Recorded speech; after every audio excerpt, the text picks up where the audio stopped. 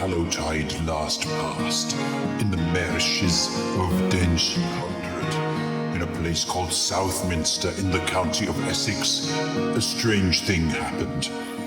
There suddenly appeared an infinite multitude of mice, which overwhelming the whole earth in the said marshes, did shear and gnaw the grass by the roots, spoiling and tainting the same with their venomous teeth, in such sort that the cattle which grazed thereon were smitten with a murrain, died thereof. So when John Dobson and I were researching the Mammals of Essex book, we came across that quote from the 1580s. It's a genuine word-for-word account. But what's the truth behind that? And can I uncover it in my own back garden? I mean, this is a 440-year-old cold case. Perhaps the mammal detective is biting off more than he can chew here, but the first thing I want to do is narrow down the field of suspects. We're going to have to do that out there. So hedgerows are great spots for looking for small mammals, especially ones that burrow. There's usually lots of vegetation there, so they feel quite safe from predators, and also a lot of food, different sorts of plants. So I'm going to leave the trail camera set up here overnight and actually during the day, and just see whether we capture any small mammals. Like this wood mouse, which is actually a very nocturnal creature. You hardly see them during the day. Very large ears and eyes, and they're adapted to climbing around in the canopy. They can climb up small twigs and branches, store food up there in old birds' nests or hollow branches. They're found in a wide range of habitats, but their burrow systems can be very complex and extended over many generations. And one of the remarkable things about wood mice is that they're the only small mammal that uses movable objects as signposts to find their way around their territory. Now this one is a bank vole. This is our smallest vole of the three species, and it's really supremely adapted for hedgerows and woodlands. Very rarely find them anywhere else. They eat fruit, seeds, moss, fungi, insects, worms, even dead leaves in the winter. But unlike the wood mouse, they're not totally nocturnal. They are happy to be out during the day, and then you can really see the lovely chestnut-coloured coat that they have. So they'll be foraging around, and I put out some apple for this one, and it's quickly found it and storing it away, and they come back again and again and just grab whatever food is available. If there's no apple around, they'll grab something else. So that's the bank vole. And the final animal on our list tonight is the brown rat. And there's not many places you can go in the UK where you won't find these present. In the countryside, they're often eating cereals and roots and bits and pieces like that, but they're happy to scavenge your scraps and leftovers if you live in the town. So really good evidence of small mammals living in and around the garden in the hedgerow. But were they the species that were responsible for the Marshland mouse mystery? Well, brown rats weren't even in the UK in the 1580s. They didn't come over until the middle of the 1700s. Wood mice, well, they will live in places other than woodland, but they don't tend to get up to those really large numbers. And bank voles are very much restricted to woodland and hedgerow. So what are we missing? It's a very common small mammal that lives in grassland, and I think we can find some of those in the garden as well. So even though I mow the lawn, I mow it quite high so that there's still plenty of length on the grass, and I leave these patches where we've got some really decent wildflowers. And of course these are perfect habitat for field voles. So when you start to actually poke your way around and have a look under the undergrowth, you start to find little field vole feeding stations. Around the trees I again leave patches of longer grass, and here we've actually got a burrow.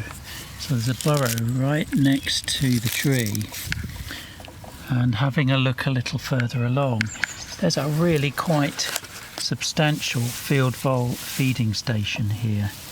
So you can see very clearly on the cut there that there's this sort of like 45-degree angle on the grass, and the whole load of it has been chopped up here, and in amongst it are all the little droppings of the field voles.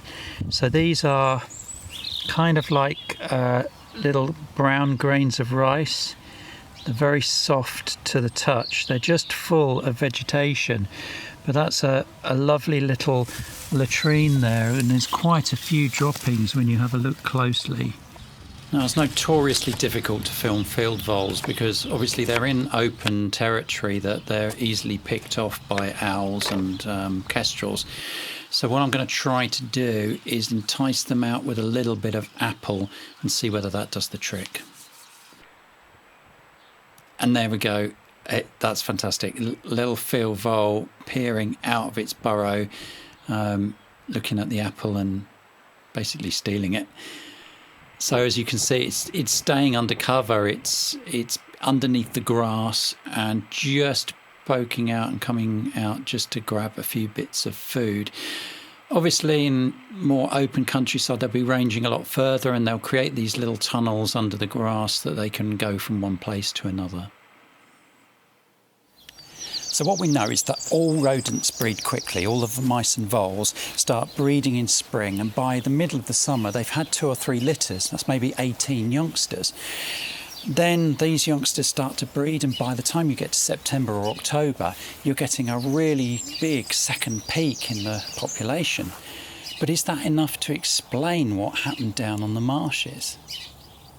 So the thing that is unique to field voles is the habitat they live in. It's very open grassland areas. They are hunted by barn owls and other predators, and in a good vole year, when there's a lot of voles around, these barn owls are very successful in breeding, and so you'll have large clutches of barn owls then to look for food the following year. So as these predators spread out and start to hunt the voles the following year, the vole numbers go down because there's so many predators around. If the vole numbers go down, the predators can't feed and breed successfully, and so their numbers then drop off the following year, and the vole numbers increase. And this vole cycle happens over a 5-year period of sort of peak in population and then a drop away. And in addition, and this is why it's so different to the bank vole, which has a constant food supply, the very grass that the field voles feed on starts to produce silica when it's overgrazed, and this silica makes it much less nutritious, and so the voles have to forage further and further to find the same amount of food, and so the density of voles goes down. So these factors create this amazing spiral of population, and you can imagine in a really good year for grass, and when the voles have got a really good breeding population on, suddenly they can expand to huge numbers, and what's known as a medieval vole plague would occur. So I think we can say case solved for the great Marshland mouse mystery. They were in fact field voles in a really good vole year, plenty of grass around and not many predators.